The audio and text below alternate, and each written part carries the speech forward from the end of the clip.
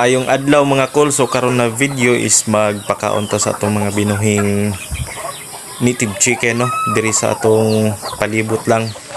So kini akong gibuhat guys is kalingawan lang ni, dili jud ni ingon nga panginabuhian, but still kini nga kalingawan is naghatag ng gihapon sa tuwa og income o of course kanang panud-an no.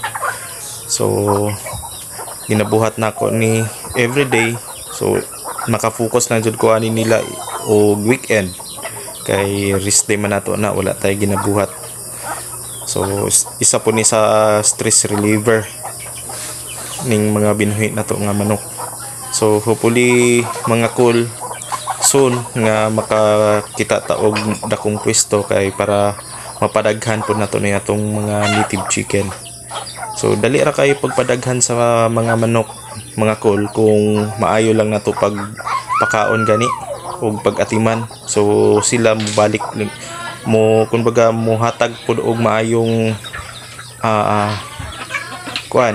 maayong produksyon.